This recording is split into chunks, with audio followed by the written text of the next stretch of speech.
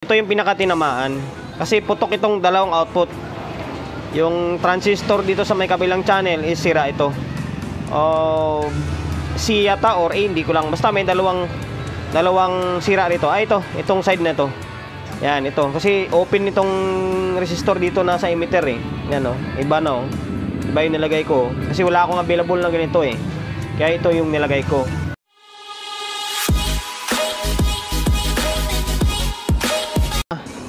Welcome to my vlog.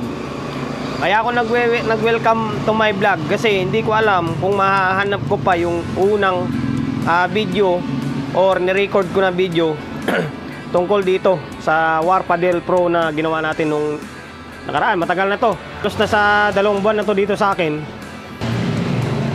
Yan, halos na sa 2 buwan na to sa akin. Medyo tagalan ako dahil yung ang mga piyesa kasi nito, yung iba is SMD sa likod. Basta kung di ko pa nabura yung ginawa ko na video dito sa unang yugto, makikita nyo. Ito. Mamaya baklasin ko ito. Ayun, ito napagana ko na ito guys. Yung Warpadel Pro S1000 Professional Power Amplifier. Ito sir, napagana ko na yung unit nyo. Pasensya na, medyo natagalan. Sabi ko nga, halos nasa 2 months bago ko binalikan kasi nga biglang nag-search yung gawa rito, natambakan. Alam niyo naman tayo sa pagiging technician or sa shop, pag medyo mahirap na trouble o may inantay ka na pyesa, siyempre tatabi mo muna yan. Huwag mo ubusin yung oras mo sa isang unit.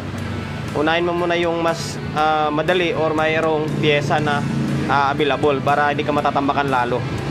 Ayun, ito trouble kasi nito nung nakaraan, naka-protect siya. Kabilaan ba or isa lang, hindi ko lang matandaan. Pero yung tinamaan ng todo is itong channel na ito. Basta nga mamaya ipaliwanag ko sa inyo. Parinig ko muna sa inyo na gumagana na. Ayan, nakarektang to 20 na ako. Ayan, naka to 20 na yan. Wala na siyang protect ha. Itong power niya umilaw. Yung protect, bridge, clip A, clip B, wala na. Ayun, yung signal niya naka-normal na Ayun, parinig ko sa inyo. Ito, may nakaload pala ako na laptop kasi pinapandar ko na ito. Kaya laging tuwa ko nung napagana ko na siya. Tapos yung mga problema mamaya i-explain ko na lang sa inyo. Ito. Ayan yung speaker na nakakabit. Ayan, Twitter and then isang sub. Ang dami pa nating gagawin tinanggal ko lang yung nandito kasi nadaganan to ayan. Ito yung pinakamay problema channel A. Ito. Ano, okay na siya Ito naman yung channel B. Basta both channel na to or dalawang channel maandar na.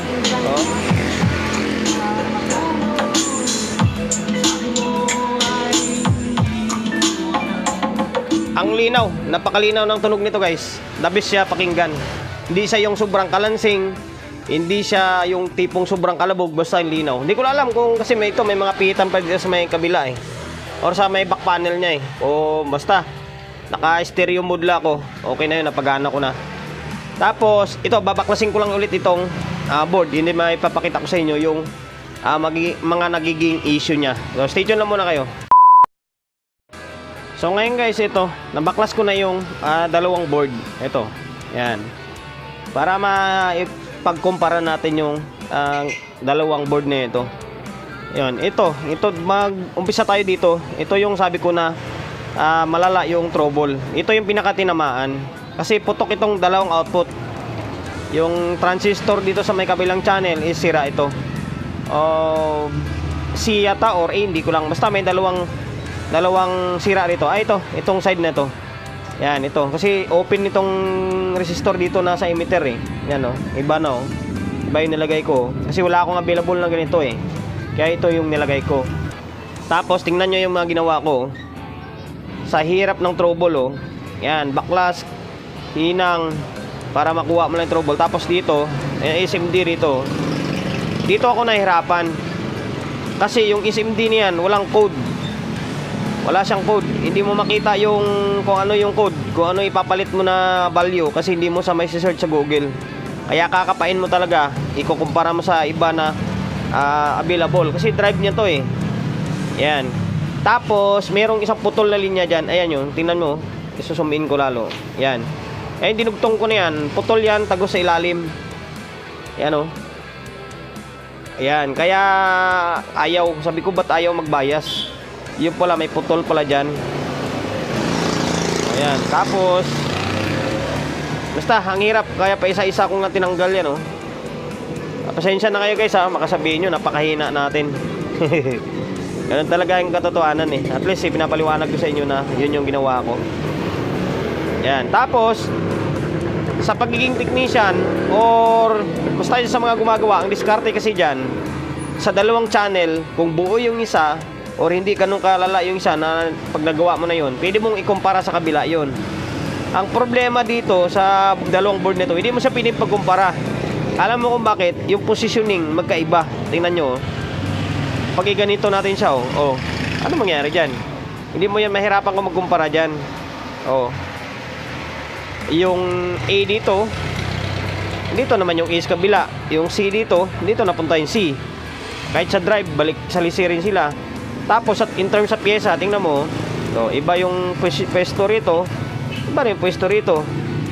Same din sa likod. Oh, ito. Ito naman yung likod niya, oh. 'Di ba? Kaya talagang masusubukan talaga yung galing mo sa mga ganitong klaseng unit. Pero sa awa naman ng Diyos is nadali ko na siya.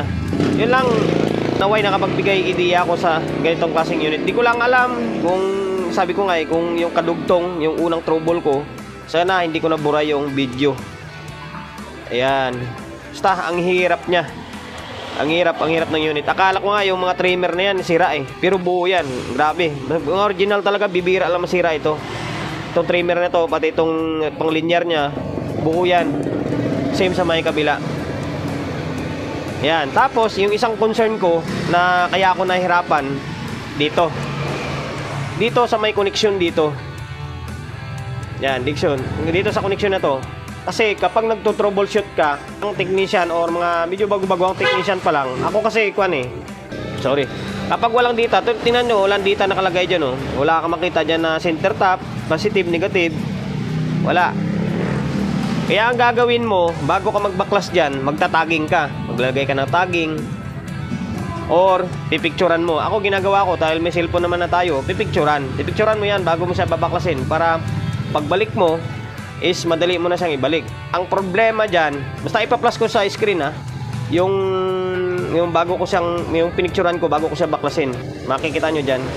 Ito sa may kabilang side is okay, kasi tingnan mo, naka ganyan yung posisyon. Kumbaga isasalpak na lang sa ito, gutay-gutay. Hindi ko lang alam kung napagawa na ni sir ito. Comment nyo nga dyan sir kung napagawa mo na to. Kasi hindi kami nag-usap ni sir nito ng maayos eh. Bali, iniwan niya lang dito sa may shop ko. Hindi pa kami nagkita nito. Hindi ko lang alam kung napagawa na niya or sinubukan niyang baklasin or sinubukan ng ibang baklasin. And then yung pagbalik. Yun nga, pagbalik ng kable, yun yung nadatnan ko or nakuhan ko, yun yung napicturan ko. Yun yung nahirapan ako. Hanggang sa bye-bye. Kailangan bye-byein mo yung kan dito. And ang problema naman dyan is double-sided. Mahirapan ka rin. Makikita mo yung negative, positive, ending center tap or ground. Ang problema, merong dalawang linya na ito sa speaker out and then papunta dito sa may kabila. Medyo magulo kasi connection nito eh. Yun, merong mali dyan na pagpwesto. Mamaya ipakita ko ulit sa inyo yung dati nang bago ko siyang binaklas and then yung gagana na dapat na ganung connection. Yun, gulo di ba? Teka lang, babalik ko lang ulit itong board para maipakita ko sa inyo yung sinasabi ko na yung wiring. O, stay tuned lang muna kayo. Ito, naibalik ko na ulit yung dalawang board. Ito, nakapix na to. Bali, yung kulang na lang pala dito guys, ito, pan, no? Putol. Walang pan ito, hindi umandar yung pan. Sana buo pa yung pan nya. Tapos, wala namang ibang pan na eh, kabitan ng pan yan eh. Ito siguro yan, no? Dito. Itong socket na to, baka dito yan. Lalagyan na lang ng pan yan. Tapos, ito yung, sabi kong pan, nagka-problema ako, medyo nahirapan. Ito yung tamang connection nya. Yan, same pala dito sa may kabila. dilaw, pula, puti, green, and then black. Ganon din pala dito. Dapat dilaw, pula, puti, and then green, tapos itim. So ngayon, dahil okay na to guys, sabi ko nga, ito na lang yung kulang. Okay na, kahit papaano nasolve na yung problema ko tungkol dito sa Warpadel Pro na S1000. 1000, di ko lang alam kung ilang watts yan kasi yan yung supply niya.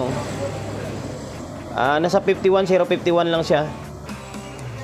Naka-kwan lang, hindi naka-split type lang na supply, pero yung design nito is kwan din, yung collector out yung design nito.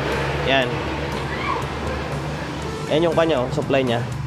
Para konting recap lang. Ayan, patugtugin natin ulit. Yan, wala lang palang kwan. Ang kulang pala dito guys, wala siyang relay. Parang walang relay. Hindi ko lang sigurado kung ito sa soft start ito. Pero dito, wala siyang relay dito. Wala. Ayan yung ito, alam ko sa soft start yan. Ayan, naka-play na pala yung laptop natin.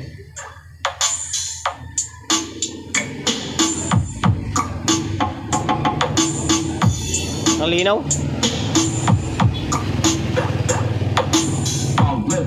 Are born and remembered. Certified music lover. Medyo challenging yung ganitong gawa. Medyo nung una in-underestimate ko to Kasi sabi ko maliit, mas madali lang gawin. Kasi kung tumitirada nga ako ng malalaki. Pero kung pala, nagkamali ako. Mas mahirap pala siya gawin. Ayun lang, Meg, ng RP sa Novaliches is okay na yung kwan mo sir. Okay na Meg yung kwan mo, yung amplifier mo. Pasensya na, medyo natagalan talaga. Yun, bago tayo magtapos, siyempre, promotion. Kung gusto magpaparepair along sa Uyo, Quezon City, number 41, Don Julio, Gregorio Street, sa Uyo Road, sa Uyo, Quezon City. Social media pages natin, sa mga hindi pa nakapag-follow, pag-follow, hindi siyempre, pakishare ng mga walang kwentang video natin sa my Facebook, YouTube channel. Sa mga hindi pa nakapag-subscribe, pakisubscribe, like, share, and then siyempre, pakihit ng bell button sa gilid para updated tayo sa mga susunod na video na i-upload ko. Ingat, God bless, and then peace sa atin lahat.